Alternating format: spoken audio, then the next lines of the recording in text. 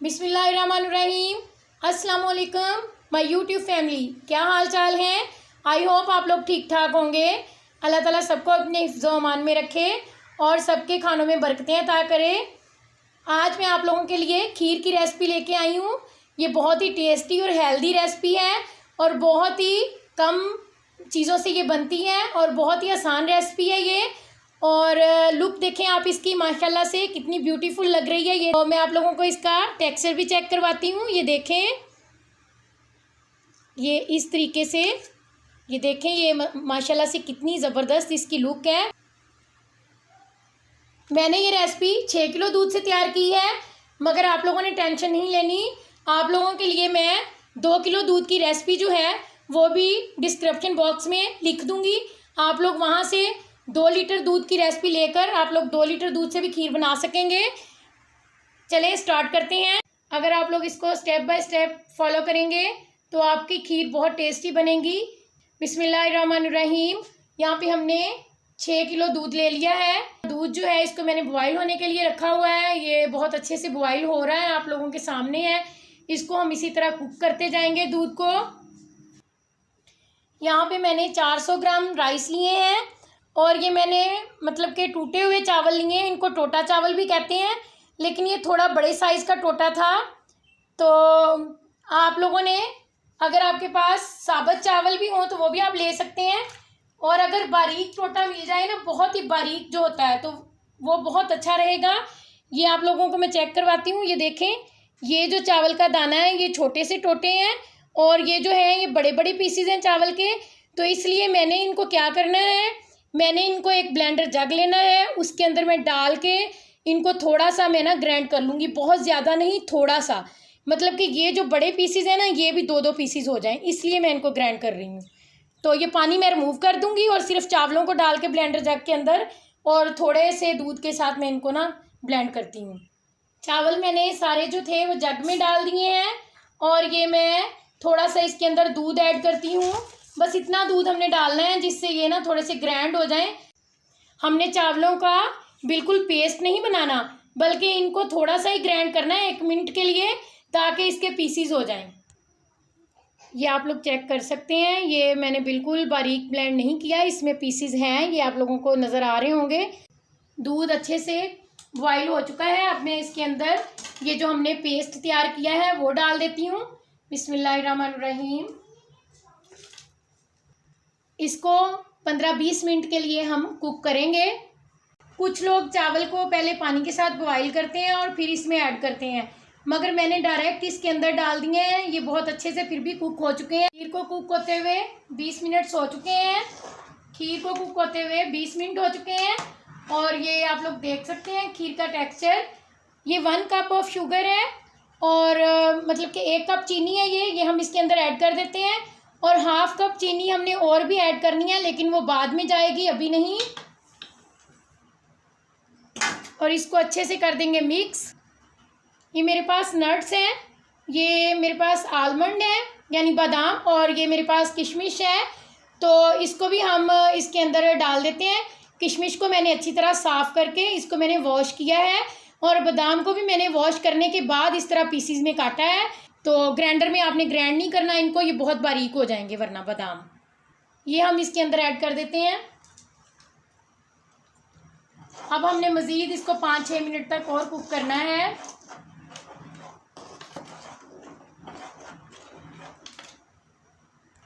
यहाँ पे एक टिप आपको बताती जाऊँ, वो ये है कि हमने अब इसको कवर करके पकाना है, वरना ये अब उड़ उड़ के दीवारें ख़राब कर देगी खीर हमारी।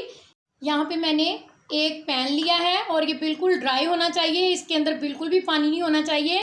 और जो 1/2 कप चीनी मैंने और लेनी थी खीर में डालने के लिए, वो मैंने इस पैन में ऐड कर दी और चूल्हे को मैंने ऑन कर दिया।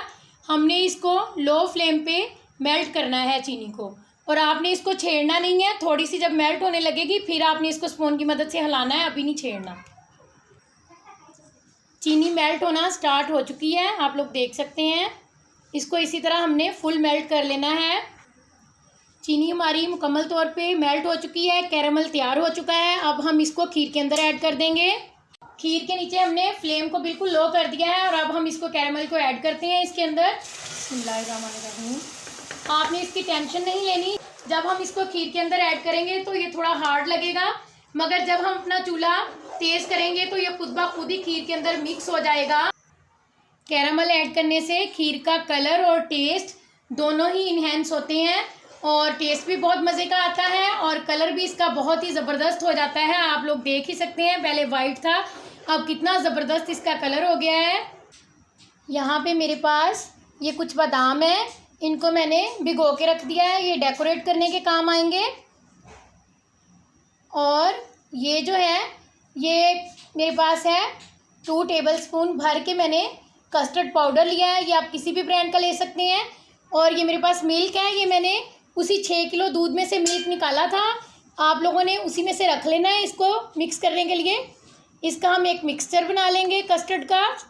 ये मेरे पास स्ट्रॉबेरी वाला कस्टर्ड है, आप लोग कोई सा भी ले सकते हैं, जौन सा भी कलर आपको अच्छा लगे। इसको हम अच्छे से मिक्स करेंगे। इस मिक्सचर को हम अपनी खीर के अंदर ऐड कर देते हैं जो हमने कस्टर्ड का तैयार किया है।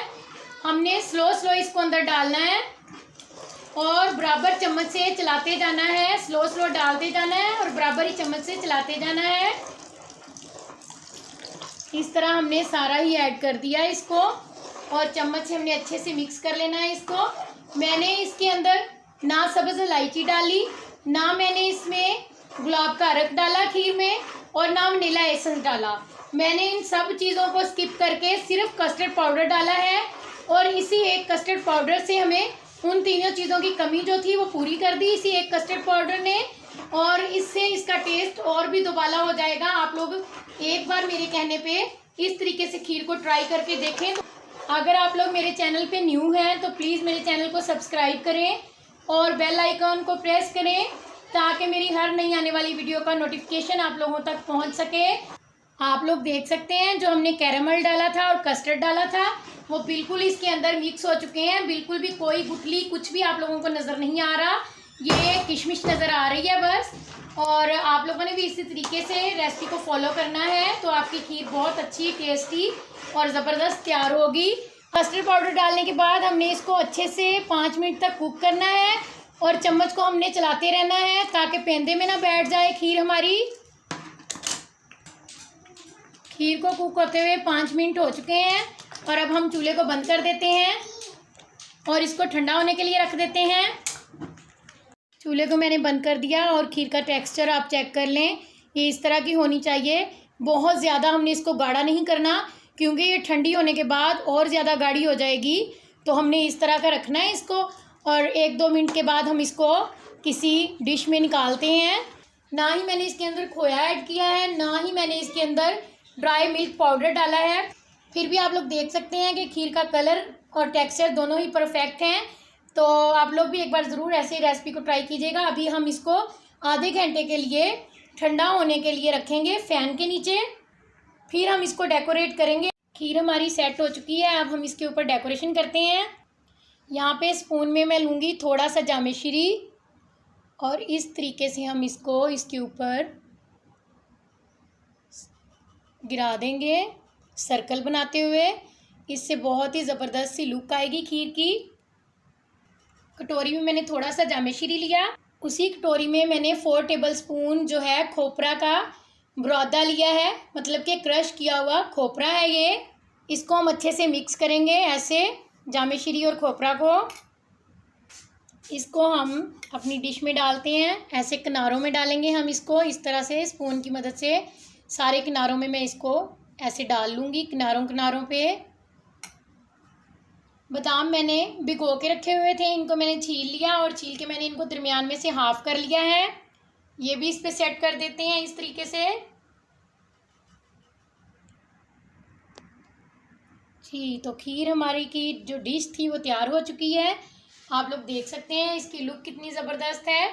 और ये जो मैंने जामे श्री एक जगह पे इसका सर्कल बनाया था, इसको मैं थोड़ा थोड़ा ऐसे फोक की मदद से फैला दूंगी इस तरीके से। अगर आप लोगों को मेरी रेसिपी थोड़ी सी भी अच्छी लगी है तो प्लीज़ मेरी वीडियो को शेयर कीजिएगा, लाइक कीजिएगा और नाइस सा कमेंट भी भेजिएगा जी। खीर हमारी बिल्कुल रेडी है, आप लोग देख सकते हैं। आप लोगों ने इसे 1-2 घंटे के लिए फ्रिज में रख देना है ताकि अच्छी से ठंडी हो जाए, क्योंकि खीर हमेशा ठंडी ही अच्छी लगती है। और इसी के साथ अगर आप लोगों को लगता है कि मैंने थोड़ी सी भी मेहनत की है तो प्लीज़ मेरी वीडियो को लाइक शेयर कीजिएगा। नई आने वाली वीडियो तक के लिए अल्लाह हाफिज़, दुआओं में याद रखिएगा। Thanks for watching.